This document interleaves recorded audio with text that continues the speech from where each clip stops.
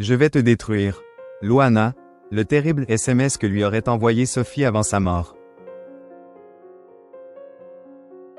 À quelques jours de ses obsèques, la mort de Loana continue de susciter de nombreuses interrogations. SMS inquiétant, isolement brutal et relations troubles. Les révélations de Paris Match sur ces dernières semaines soulèvent de nouvelles interrogations. La mort de Loana, retrouvée sans vie le 25 mars 2026 dans son appartement de Nice, continue de soulever de lourdes questions.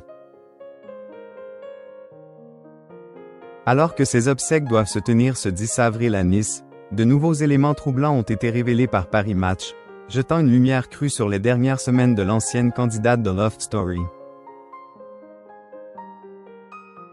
Des SMS inquiétants, une rupture brutale de contact avec ses proches, et la présence supposée d'une femme prénommée Sophie, décrite par plusieurs sources comme exerçant une emprise sur elle, autant de signaux qui auraient précédé sa disparition.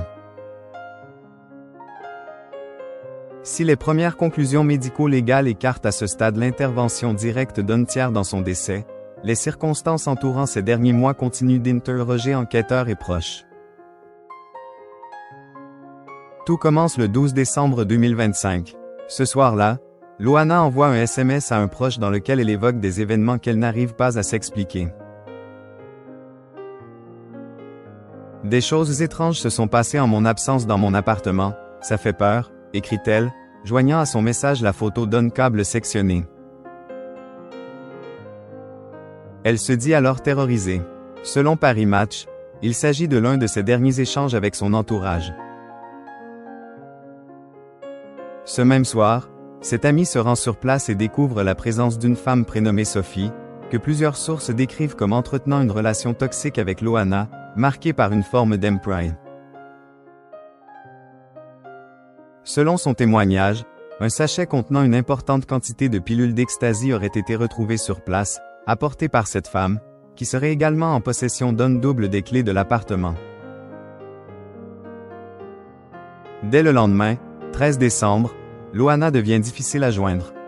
Elle déclare que son téléphone lui a été dérobé, rompant tout contact avec ses proches. Plusieurs d'entre eux affirment avoir été bloqués. Antonin, un ami qui dit l'avoir vue pour la dernière fois ce 12 décembre, livre un témoignage glaçant à Paris Match. Elle était mal en point, Loana, elle avait des griffures sur le visage. Elle s'effaçait. Dans les semaines qui suivent, les signaux d'alerte se multiplient sans que personne ne parvienne à percer le silence qui entoure désormais Loana. Porte close, appel resté sans réponse, présence supposée de quelqu'un à l'intérieur de l'appartement. Le tableau est celui d'un isolement progressif et préoccupant. Le 25 décembre, un livreur indique qu'une femme brune a réceptionné le colis au domicile de Loana, alors que celle-ci ne donne plus signe de vie à ses proches. Au cœur des interrogations figure Sophie, dont des messages auraient été transmis à la justice d'après Paris Match. Dans certains de ces échanges, des propos d'une violence particulièrement crue auraient été adressés à Loana. « J'ai gagné ta mère. Elle sera avec moi à Noël, elle ne veut pas te voir. Pleure maintenant, je vais te détruire. »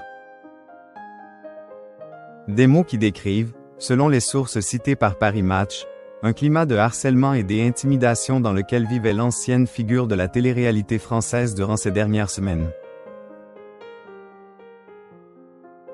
Si les premières conclusions médico-légales excluent l'intervention directe d'un tiers dans le décès, l'enquête se poursuit.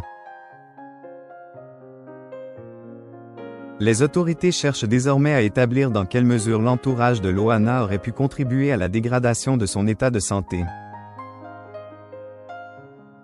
Une question qui restera peut-être sans réponse définitive, mais qui éclaire, douloureusement, la solitude dans laquelle semblait avoir basculé celle que la France avait découverte sous les projecteurs, au début des années 2000.